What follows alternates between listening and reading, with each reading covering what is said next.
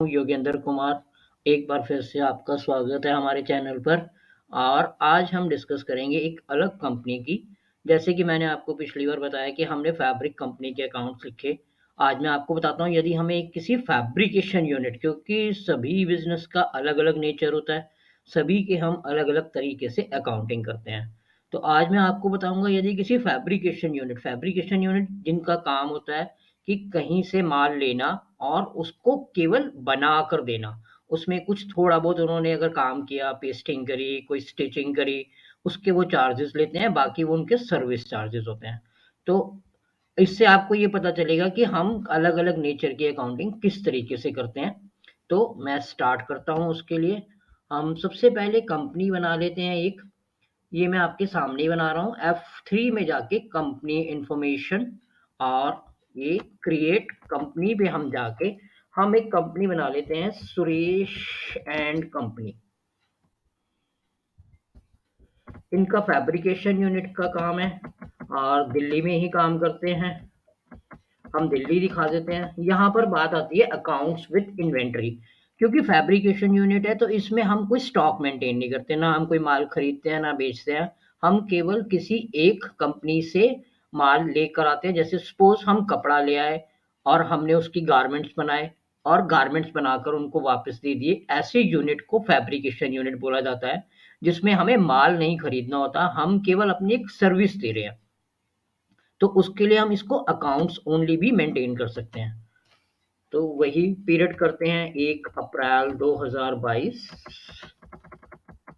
ये आप सॉफ्टवेयर में ऑलरेडी सारी चीजें बनी हुई हैं। जैसे कि मैंने आपको पहले बताया कि ये मास्टर्स देखिए आपके सामने क्रिएट हो रहे हैं।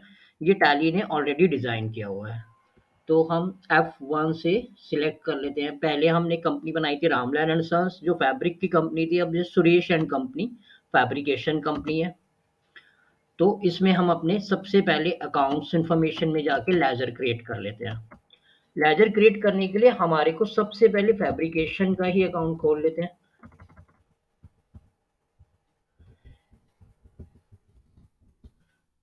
फैब्रिकेशन को दूसरे वर्ड में हम लोग जॉब वर्क भी बोलते हैं। आपने सुना होगा नाम जॉब वर्क। तो हम इसको फैब्रिकेशन चार्जेस या जॉब वर्क। अब यहाँ पे ग्रुपिंग की बात है। हमने जैसे सीखा पहले सेल और परचेज में हम सेल्स ग्रुप और परचेज ग्रुप किया करते थे। फैब्रिकेशन यूनिट में सेल तो होती नहीं, तो हम इसको डायरेक्ट इनकम मानते हैं। तो ये डायरेक्ट एक्सपेंसेस की तरह डायरेक्ट इनकम, ये हमारी इनकम है। हम जो भी बिल बनाएंगे वो 100% हमारी इनकम है। उसमें से हमने जो पे आउट करा, लेबर से पेमेंट करी, हमने माल आगे बनवाया, अपना स्टाफ रखा, लेबर रखी जिन्होंने माल बनाया, उनको पे करते हैं, वो खर्चे इसमें से लेस होते हैं। तो ये इनडायरेक्ट इनकम होती है, तो ये इनकम में आ जाएगा। इसी तरह से हम जब पे भी करेंगे तो हम उसके लिए खोल लेते हैं जॉब वर्क अकाउंट। हम इसको पेड अकाउंट कर देते हैं ताकि हमें समझ आ जाए कि ये हमारा जॉब वर्क का खर्चा है और हम इसको इनडायरेक्ट एक्सपेंसेस में बुक कर लेते हैं। तो ये इनडायरेक्ट एक्सपेंसेस हो गया। इसमें हम कई बार क्या करते हैं कि हमने कुछ पेस्टिंग करनी है, कुछ जैसे हमने कोई भी काम किया उसके लिए स्टिचिंग करनी है, तो हमें धागा वगैरह खरीदना है, तो हम ऐसी आइटम को एक कंज्यूमेबल गुड्स नाम दे के एड क्रिएट कर लेते हैं। कंज्यूमेबल गुड्स ये भी इनडायरेक्ट एक्सपेंसेस है ताकि हमारी इनकम में से हमारे एक्सपेंसेस लेस हो जाए। और इस तरह की इनकम के लिए हम सैलरीज रखते हैं, जॉब वर्क रखते हैं, बिजली का बिल देते हैं, वो सब अकाउंट जैसे मैंने आपको फैब्रिक कंपनी में बताए, इसमें भी हम उसी तरीके से खोल लेंगे। फिलहाल मैं आपको एंट्रीज बताता हूँ सिर्फ जॉब वर्क की, कैसे हम लोग करते हैं फैब्रिकेशन के। तो पीरियड चेंज कर लेते हैं, 1/4/2022 से 31 तो चलिए शुरू करते हैं। सुरेश एंड कंपनी ने एक कंपनी से कुछ माल खरीदा जो उन्होंने बना कर दिया। उस माल का वो पहला इनवॉइस, हम सेल एंट्री पहले से स्टार्ट कर लेते हैं ताकि आपको पता चल जाए किस तरीके से एंट्री करते हैं। 5 अप्रैल की डेट में हमने सेल जनरेट किया। हम इसको जर्नल के थ्रू भी कर सकते हैं और सेल्स के थ्रू भी कर सकते हैं, दोनों तरीके से कर सकते हैं। आप सेल्स के थ्रू करोगे तो ज़्यादा अच्छा रहेगा। वही एज वाउचर। अब हम कंपनी क्रिएट कर लेते हैं, ABC एंड कंपनी, जिसका हम काम कर रहे हैं, हमने उससे माल लिया और उसका हम काम कर रहे हैं, तो हम उसको सन्ड्री डेटर्स आप सिलेक्ट कर लीजिए। बिल वाइज भी सिलेक्ट कर सकते हैं, आप बिल वाइज सिलेक्ट कर लीजिए।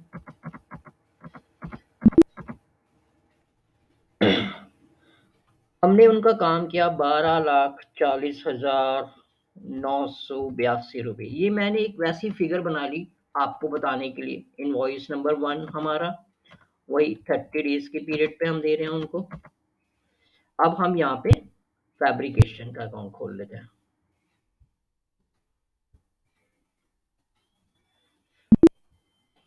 हमने ऑलरेडी खोला हुआ था, उसकी ग्रुपिंग हमने फैब्रिकेशन से अगर हम सेल देंगे तो भी आ जाएगा, डायरेक्ट इनकम देंगे तो हमें जनरल के थ्रू एंट्री करनी पड़ेगी। हम अभी सेल्स के थ्रू एंट्री कर रहे थे, तो इसको सेल्स में भी बुक कर सकते हैं, तो आप सेल्स अकाउंट में बुक कर लीजिए। ये दोनों जगह पे हो सकती है।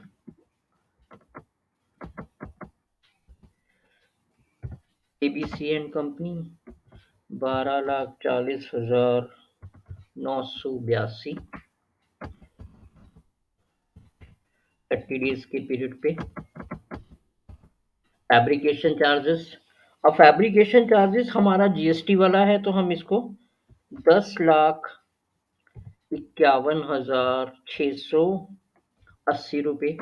अब सेम उसी तरीके से हमने इनसे GST लिया, तो हम पहले अकाउंट खोल लेते हैं, CGST टेबल 9%। सेम उसी तरीके से ड्यूटी एंड टैक्सेस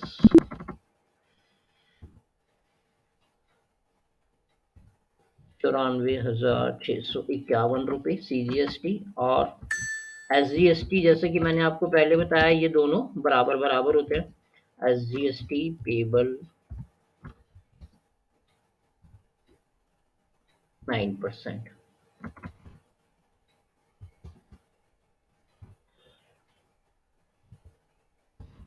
ये भी वही ड्यूटी एंड टैक्सेस 94,651। नरेशन में हम सेम वैसे ही लिख देंगे, बिल नंबर 001। ये हमारा पहला बिल जो हमने सेल्स के थ्रू बुक किया।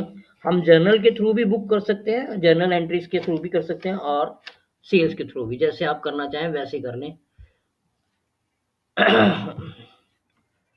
फिर हमने एक दूसरा इनवॉइस सेम इनको फिर से रेस किया, जो थोड़े कम अमाउंट का है, 3,04,275 रुपये। ये सब फिगर्स मैंने आपके लिए पहले से बनाकर रखी हुई हैं, ताकि मैं आपको आसानी से समझा सकूं कि हम किस तरीके से फैब्रिकेशन की एंट्री करते हैं। सेम वही फैब्रिकेशन को आप सिलेक्ट कर लीजिए।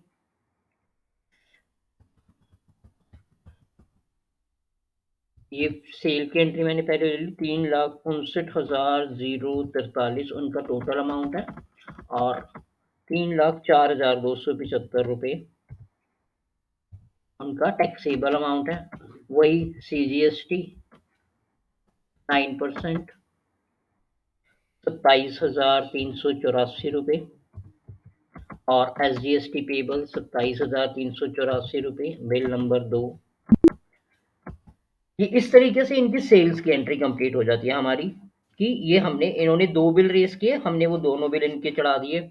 अब इन्होंने उस पे कुछ खर्चा भी किया, अब उस खर्चे की एंट्री हम करेंगे। हम परचेज के थ्रू भी कर सकते हैं और जनरल के थ्रू भी। मैं आपको दोनों तरीके से बता देता हूँ। पहले एक परचेज के थ्रू कर लेते हैं, एज वाउचर करके। परचेज के थ्रू में हमने कुछ इनके लिए केमिकल्स खरीदे, जो केमिकल हमने इस फैब्रिकेशन में यूज किए। तो फैब्रिकेशन में यूज करने के लिए हमने ये 7 अप्रैल की डेट में केमिकल खरीदे। ये केमिकल खरीदे हमने सतबीर स्टेशनर्स के पास से, जिसे फेविकॉल वगैरह ये सब स्टेशनरी वाले रखते हैं, तो हमने ये वहां से खरीदा। ये इनका सन्ड्री क्रेडिटर्स, क्योंकि हमने माल खरीदा। बिल वाइज यस, वही 30 डेज का पीरियड सिलेक्ट कर लेते हैं हम इनके लिए भी। अब हमने 34,469 रुपये का इनसे सामान खरीदा। रेफरेंस नंबर इनका 502, हम एक बिल इनका मान लेते हैं, 30 डेज का बिल है। अब हम परचेज का अकाउंट इसमें खोल लेते हैं।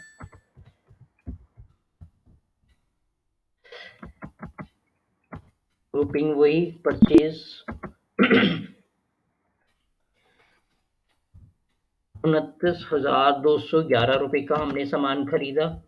इसमें अब वही हमने इनको जीएसटी पे किया, तो हम एससी जीएसटी पेड 9% का हमने इनको टैक्स पे किया, वही 9% ड्यूटी एंड टैक्सेस 2629 रुपये का हमने इनको सीजीएसटी पे किया। इसी तरह से एसजीएसटी का हम अकाउंट खोल लेते हैं, पेड अकाउंट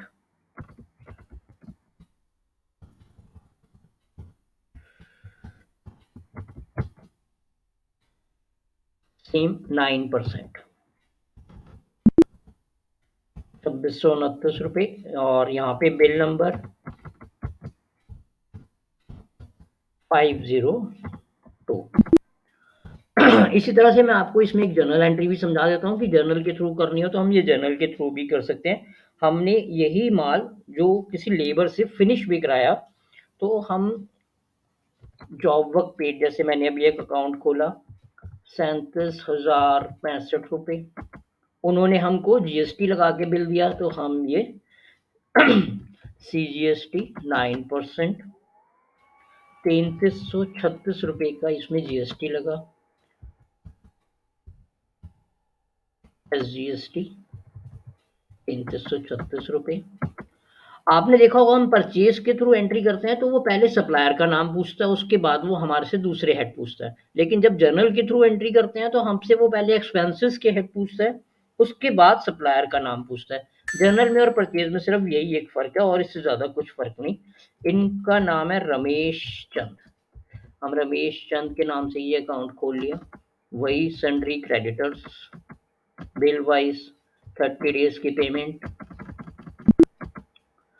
अब 43,737 रुपये का इन्होंने हमको बिल दिया। रेफरेंस नंबर इनका बिल नंबर डाल देते हैं 182।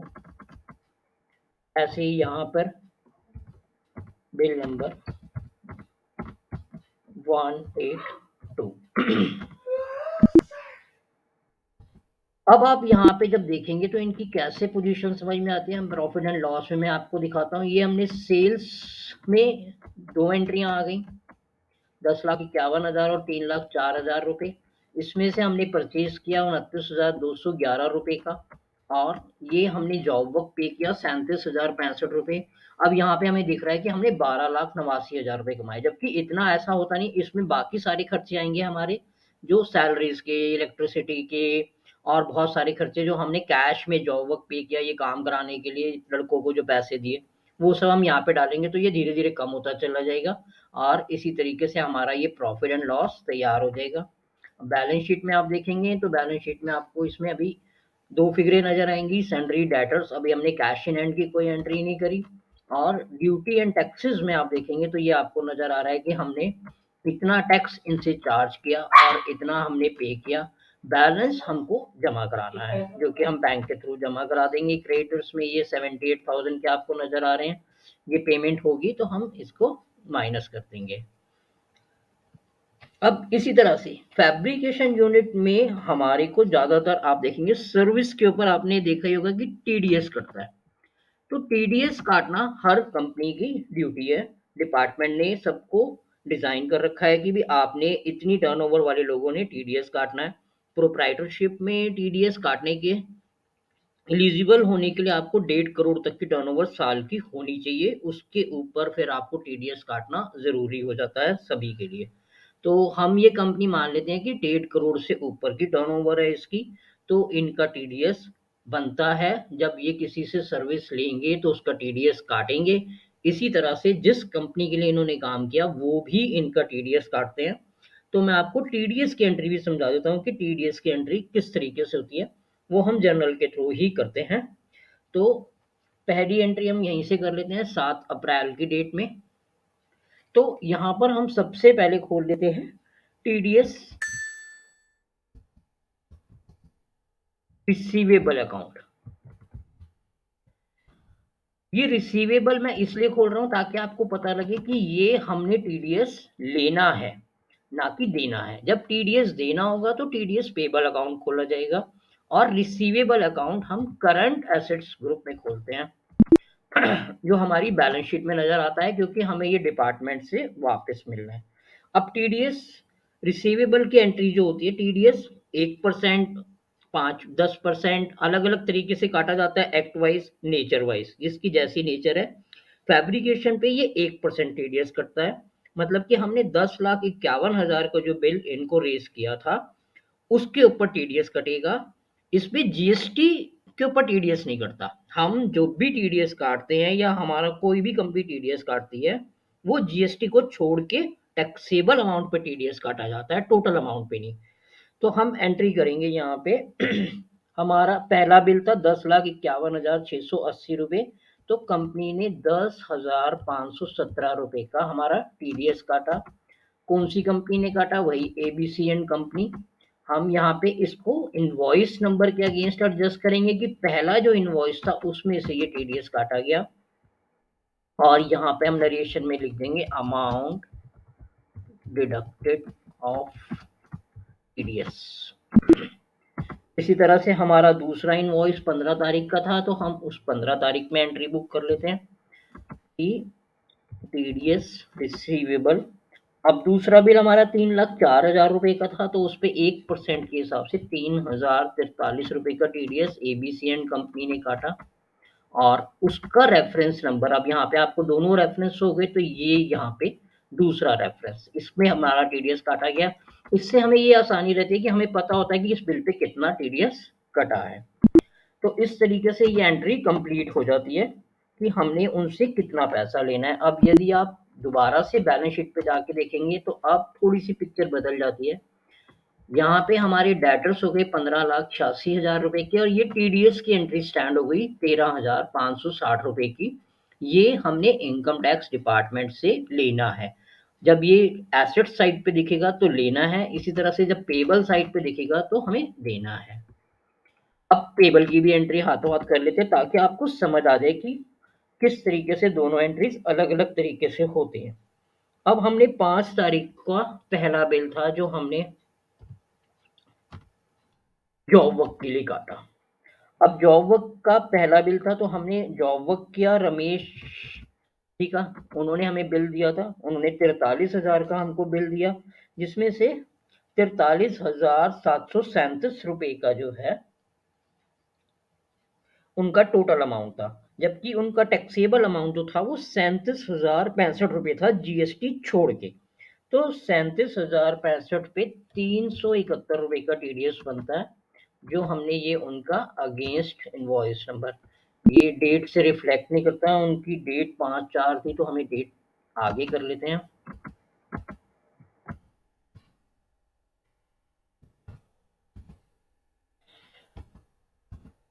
ये यहाँ पे रिफ्लेक्ट हो गया, 7 अप्रैल का उनका बिल था, तो ये 371 रुपये हमने उनका टीडीएस काट लिया। अब यहाँ पे हम टीडीएस पेबल का अकाउंट खोल लेते हैं, जो कि अलग से चलेगा, जो हमने जमा कराना है। टीडीएस पेबल हम यहाँ पे अलग अलग उसको लिख सकते हैं ऑन कॉन्ट्रैक्ट, जैसे कि ये कॉन्ट्रैक्ट वाला टीडीएस है 1% का, यदि रेंट का हो तो हम रेंट लिख सकते हैं, ताकि हमें सेक्शन वाइज जब टीडीएस जमा कराना होता है तो हमें पता होना चाहिए कि ये कॉन्ट्रैक्ट का है, रेंट का है, कमीशन का है, सैलरी का है, किस चीज़ का टीडीएस है। अगर हम अलग अलग खोलेंगे तो और ज़्यादा आसानी रहेगी। हम इसको उसी तरीके से ड्यूटी एंड टैक्सेस में भी खोल सकते हैं और करंट लायबिलिटीज में भी खोल सकते हैं। मैं करंट लायबिलिटीज में खोल देता हूँ ताकि आपको समझने में आसानी रहे। अब हम यहाँ पे वही सेम कि हमने किस बिल के अगेंस्ट काटा था, अमाउंट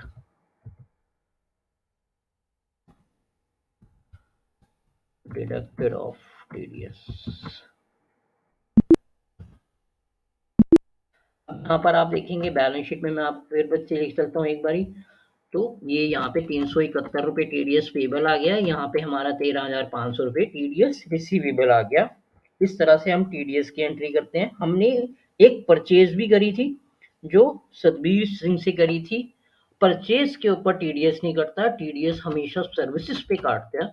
तो इसलिए हमने अभी जो उनका पेमेंट करना है, आप यहाँ पे देखेंगे तो रमेश चंद का ये पेमेंट नज़र आता है कि 43,000 का बिल था, 371 रुपए टीडीएस का था। अब हमें उनको 43,366 रुपए देने हैं। लेकिन परचेज में हमने सतवीर स्टेशनर से जो माल लिया, उस पे कोई टीडीएस नहीं बनता, तो हम उनको 34,469 रुपए देंगे। इसी तरह से आप डेटर्स का अकाउंट देखेंगे तो डेटर्स में भी आपको ये अलग-अलग एंट्रियाँ नज़र आएँगी बिल वाइज़, कि ये 12,40,000 का बिल था, इस पे ये 10,51,000 का टैक्सेबल अमाउंट था, तो 10,517 रुपए टीडीएस कटा। 3,59,000 पे 3,04,000 रुपए टैक्सेबल अमाउंट था, तो 3,043 रुपए टीडीएस कटा। तो आपको ये समझ आ गया होगा कि हम जब फैब्रिकेशन यूनिट में काम करते हैं, आपको इससे टीडीएस की एंट्री भी समझ आ गई, परचेज की भी समझ आ गई, सेल्स की भी समझ आ गई। तो आज के लिए इतना ही काफ़ी है। अगली बार आपको इससे आगे समझाएँगे। अगर आपको ये चैनल पसंद आया, मेरा समझाने का तरीका अच्छा लगा, तो आप इसे सब्सक्राइब ज़रूर कीजिएगा। आज के लिए इतना ही काफ़ी है। अगली बार फिर से मिलते हैं आपके साथ। धन्यवाद।